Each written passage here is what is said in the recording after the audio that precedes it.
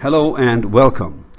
As I have documented in part 1 of this series, one of the most prominent symbols of the Star Trek fantasy is the Starfleet insignia, which was first used by NASA for its KH-5 Argon missions in 1962-1963 and then used as the tie-in to Star Trek in 1966, becoming the Starfleet insignia. We will see now NASA and Star Trek are two arms of the same operation. The Star Trek saga is one of the most successful psyops of all time, with its tandem partner NASA, one feeding on the other, one giving credibility to the other, NASA pretending to be real, Star Trek pretending to be the future version of NASA. In reality, they are doing nothing but feeding deception to the indoctrinated masses. In truth, both are nothing but fiction. The Star Trek part of this multi-pronged approach is an easy sell to the masses of humanity who have been robbed of their spirituality and therefore experiencing an inner void. This inner void leads to a constant craving, and entertainment is offered to fill this void. The depraved masses are even willing to pay for this service, as they are cluelessly following the fantasies and deceptions, always waiting eagerly for the next episode. The 1979 return of Star Trek as a major motion picture was the beginning of a well-planned, long-running psyop on a worldwide level. For the first installment, the Hollywood Freemasons engaged director Robert Wise. He had also directed The Day the Earth Stood Still, released in 1951, which had been the most influential sci-fi movie of its time. It had established that indeed there were beings in outer space more advanced than humans. This content also made sure it was understood that it was a given outer space actually existed. With the fake space race fizzled out when the Apollo missions officially ended in 1975, it was high time to rekindle the public interest in space travel in order to extort ever-growing amounts of money from the unsuspecting public.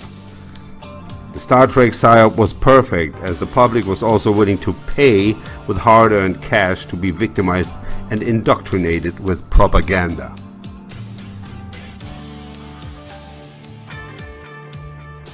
Like children, the self-subjugated followers of this cult-like phenomenon are willingly undergoing mass hypnosis that comes complete with brainwash mantras like "Space, the final frontier," and "to boldly go where no man has gone before."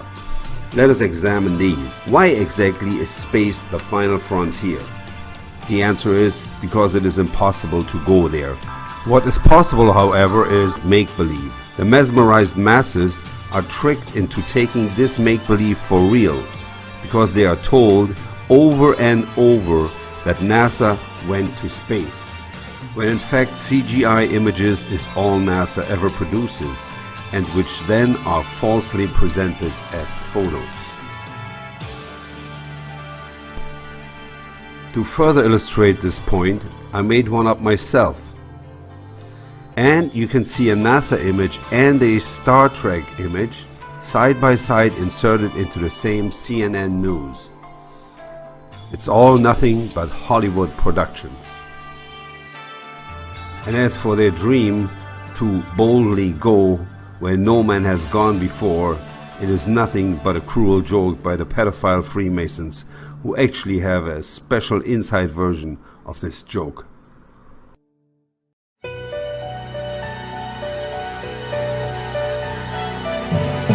You cocksucker! You fucking miserable fucking cocksucker!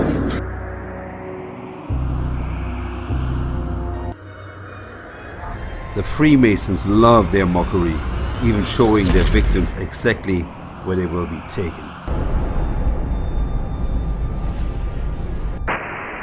The original Star Trek TV series had already incorporated hidden in plain sight mockery. It showed tubes on board of the Enterprise that were labeled GNDN, meaning goes nowhere, does nothing, obviously an early reference to NASA. As the original TV series went on, it proved to be an excellent vehicle for predictive programming. Each episode featured multiple scenes of the Starship Enterprise approaching or passing a globe of some sort or other. A very close resemblance to NASA's 1972 Blue Marble can be seen. Even the TV series ended in 1969 already.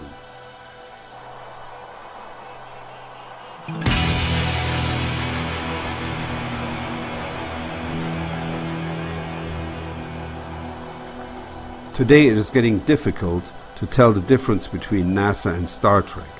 A good example is the recent brazen usage of the Star Trek Energized special effect into a supposed NASA footage of the International Space Station.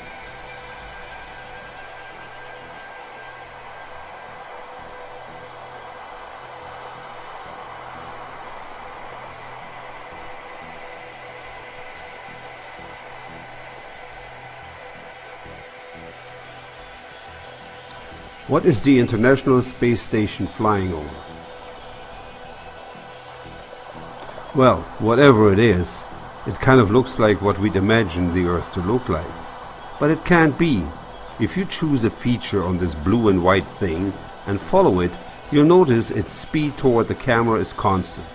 From the moment it appears on the horizon, it moves at the same speed until it disappears below the camera. But watch this footage from a plane. When something appears on the horizon, it moves slowly, but the closer it gets, the faster it moves. In just the same way, we see distant things move towards us in real life. Now look again at this thing. Everything is moving at the same constant speed. That tells me that what we're looking at here does not span thousands of miles, but rather hundreds of yards. So what is it? If I say that the world is round and someone else says it's flat, that's worth reporting. But you might also want to report on a bunch of scientific evidence that seems to support the notion that the world is round. Patriarch Kirill, visiting Antarctica for the first time, has been to the continent's only Russian Orthodox church, invited by the Russian Antarctic expedition.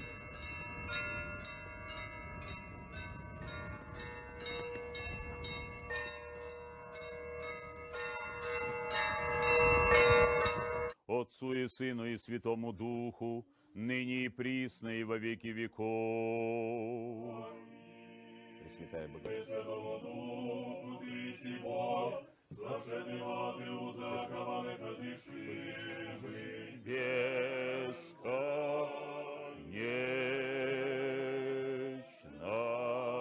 И эта духовная энергетика воспринимается особенно во время молитвы. Всех на 7 вместе скончавшихся, вместе светлей, вместе злачней, вместе покойнее.